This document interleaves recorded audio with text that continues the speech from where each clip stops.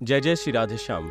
आज हम वृंदावन के परिक्रमा मार्ग पर एक और गोस्वामी मंदिर का दर्शन करेंगे और वो है राधा मदन मोहन मंदिर, जो द्वादश आदित्य टीले पर बसा है। अतीत में वृंदावन में प्राचीन मंदिर, घने वन, मिट्टी के टीले, साधु संत, सुंदर पशु पक्षी इत्यादि बड़ी आसानी से दिख जाते थे। ये है वो द्वादश आदित्य टीला जिसके ऊपर मदन मोहन मंदिर बसा है। भगवान कृष्ण कालियादह में कालियानाग संग काफी देर तक यमुना के भीतर युद्ध करते हैं, जिस कारण भगवान को ठंड लगने लगती है और तब कन्हैया धूप सेकने की इच्छा से द्वादश आदित्य टीले पर बैठकर सूर्य का ताप लेने लगते हैं।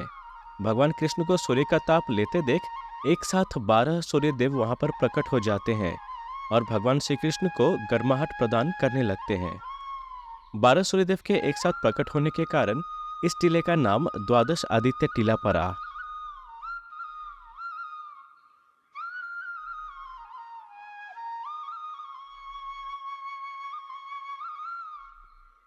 माना जाता है राजा बजनाव ने सबसे पहले जिस विग्रह की ब्रज में स्थापना की थी वह मदन गोपाल विग्रह ही है, जिन्हें भक्तगण मदन मोहन के नाम से भी जानते हैं। पर कालोक्रम में विदेशी आक्रमणकारियों के उत्पात के कारण भगवान कृष्ण के विग्रह ब्रज में ही छुपा दिए गए और भगवान की लीलास्थलियां विलुप्त हो गई थी। आगे चलकर अद्वैत आचार्य, जो महाविष्णु और सदाशिव के मिलित स्वरूप हैं, वे जब नवद्वीप से वृंदावन आए तब वे एक वट वृक्ष के नीचे बैठकर भजन किया करते थे।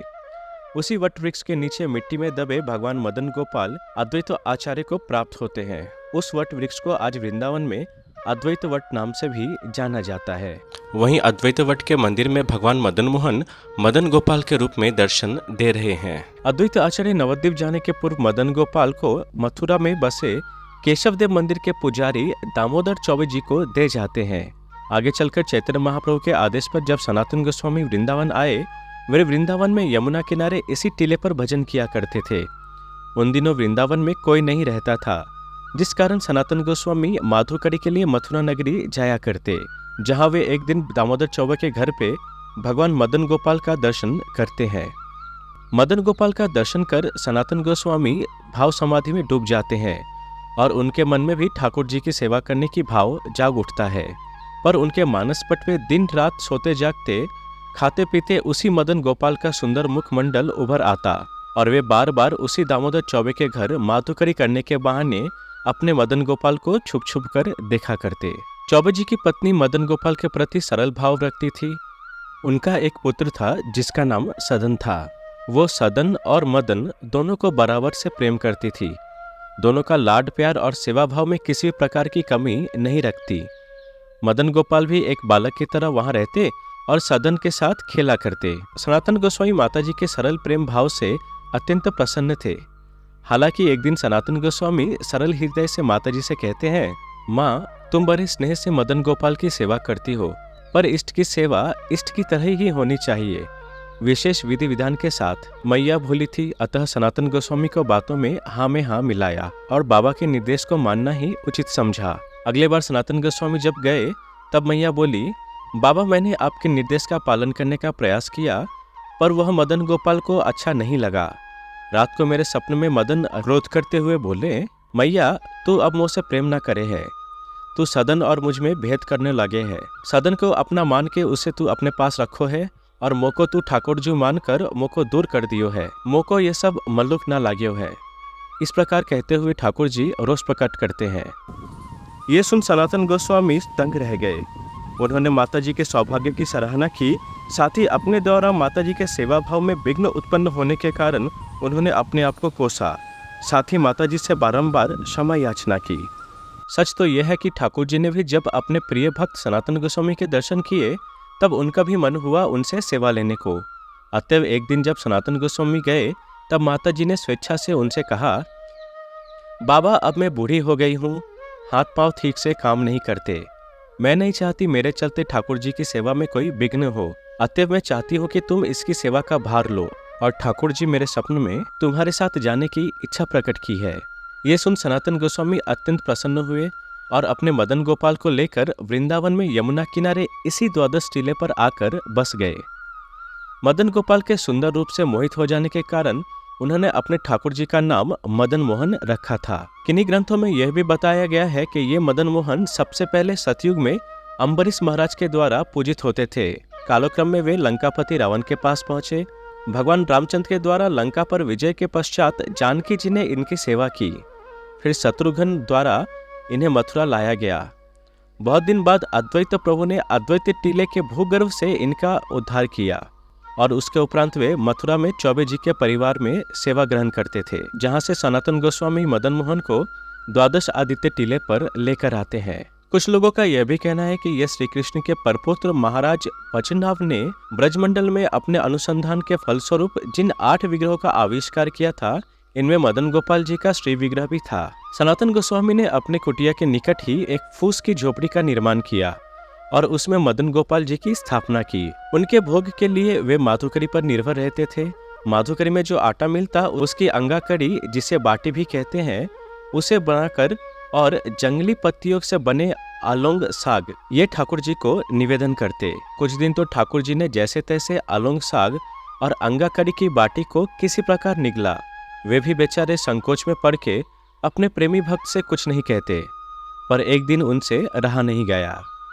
अपने भक्त को बोल उठे, बाबा अब ये साग और अंगाकरी बाटी मोह को गले से उतर ना रो है, कब तक उसको जबरदस्ती ठेलता रहूंगा, बाके संग कछु नमक तो दे दिया कर। इस पर सनातन गोस्वामी ने कहा, लाला मैं ठहरा एक तुच्छ सेवक, जिसका डोर कौफिन के अलावा कोई संबल नहीं है। आज तेने नमक को कह रहे हो, कल गुड़ मांगोगे, परसों राजभोग कहोगे, तो मैं कहाँ से लाऊंगा। तो को अगर राजभोग इत्यादि की इच्छा है तो सबई बाकी व्यवस्था कर लिया करे। सनातन गोस्वामी की सेवा में दानी ज्ञानी हर वक्त उपस्थित रहते। अतएव ये सनातन गोस्वामी के लिए कोई कठिन कार्य नहीं था कि वो अपने प्राण प्रिय मदन गोपाल को अच्छे से राजभोग भी न खिला सके। पर बात थोड़ी गुच्छतम है। सनातन गोस्वामी बाह्यिक सेवा के लिए अपने भजन पथ का त्याग नहीं कर सकते थे। सच तो यह है कि सनातन गोस्वामी ब्रज की जो सर्वोत्तम उपासना मानसी सेवा के माध्यम से ठाकुर जी को नित्य प्रतिदिन सेवा करते, जिसमें किसी भी व्यवस्था की कोई कमी नहीं रहती। साथ ही ठाकुर जी रसिक शेखर है। वे अपने भक्तों को विभिन्न प्रकार का उलाहना देते, कभी किसी को सच्चा या झूठा कहते और इस प्रकार के लीलाओं के माध्यम से वे दिव्य लीलाओं का आनंद लेते। ठीक उसी दिन पंजाब के एक नमक व्यापारी यमुना नदी के माध्यम से वृंदावन के ऊपर से गुजर रहे थे। एकाएक उनकी नाव रेत में अटक गई। माझी के द्वारा सतत प्रयास करने पर भी नाव बाहर नहीं निकला। एकाएक उन्होंने देखा नदी के किनारे टीले के ऊपर रोशनी चल रही है। हाथों में नमक का ढेला लेकर नदी को पार कर टीले के ऊपर मदन गोपाल और सनातन गोस्वामी के सामने उपस्थित हुए और उनसे सहायता मांगने लगे। साथ ही नमक का ढेला ठाकुर जी के चरणों में रखते हुए प्रार्थना करने लगे कि व्यापार में जो भी लाभ होगा उससे ठाकुर जी के मंदिर बनाने में सहयोग करेंगे। सनातन गोस्वामी ठाकुर जी की महिमा देखकर मुस्कुराने लगे। बोले, मैंने थोड़ा नमक नहीं दिया तो पूरे नमक के नाव को ही रोक दिया। ऐसा कहते हुए उन्होंने रामदास से आश्वासन दिया कि चिंता ना करो, मदन गोपाल सहायता करेंगे। रामदास अभी टीले से उतरे ही थे कि कहां से यमुना में एक बड़ा लहर आ गया और उनकी नाव रेत से बाहर आ गई। इस बार रामदास को व्यापार में आशा से भी अधिक लाभ मिला और वे कुछ दिन बाद द्वादश टीले पर वापस आकर मदन गोपाल के लिए टीले के ऊपर सुंदर मंदिर, नाट्यशाला एवं भोग आदि के लिए उत्तम व्यवस्था की। मंदिर की परिक्रमा करने के दौरान आप कृष्णकूप का भी दर्शन कर सकते हैं। सनातन गोस्वामी जब बूढ़े हो गए थे तब टीले से नीचे ऊपर करने में समस्या होती देख मदन गोपाल ने अपने बंसी से सनातन गोस्वामी के लिए सुंदर कूप का निर्माण किया। ठीक उसके पास बसा है सनातन गोस्वामी के प्राचीन भजन कुटीर और वह स्थान जहां फूस की झोपड़ी में मदन गोपाल रहा करते थे। अब भी यहाँ मदन मोहन रहते हैं, पर अपने दूसरे स्वरूप में।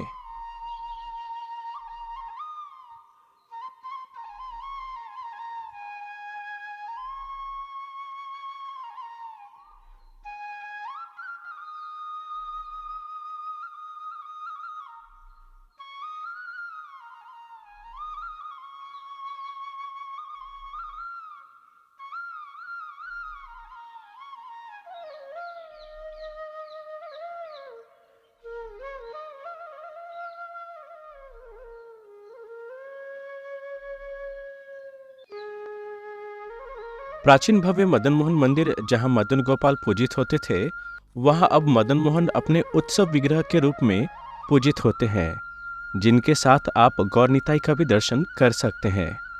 वहीं खंडित मंदिर में प्रधान विग्रह को भव्यता से पूजा नहीं की जाती, इसलिए पास ही में मदन मोहन का एक और भव्य मंदिर का निर्माण कराया गया, जहां मदन मोहन का प्रतिमा विग्रह को भव्यता से सेवा की जाती है। द्वादश आदित्य टीले के आसपास भगवान मदन मोहन 4 रूपों में दर्शन देते हैं। सीढ़ियों से चढ़ने के दौरान आप सनातन गोस्वामी के समाधि में जा सकते हैं।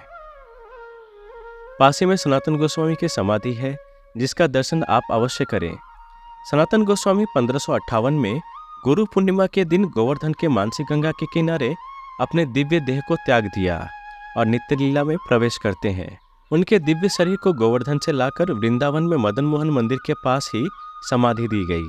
सनातन गोस्वामी के समाधि के पास विभिन्न आचार्यों की समाधि है, साथ ही संसार के सबसे अनोखे एवं एकमात्र ग्रंथ समाधि भी यहाँ पर आप देख सकते हैं। एक बार आचार्यों ने राधा कृष्ण के गुज्जतम लीलाओं को ग्रंथों में लिपिबद्ध किया, पर एकाएक उनको ख्याल हुआ कि संसार के लोग ठाकुर जी के इस दिव्य लीलाओं को साधारण बुद्धि से नहीं समझ सकते, अतएव उन्होंने उनकी समाधि दे दी। सन 1670 में मुगल शासक ने वृंदावन पर हमला कर दिया। उस दौरान विग्रह की रक्षा करने के हेतु से मदन मोहन विग्रह को छुपाकर वृंदावन से राजस्थान भेज दिया गया।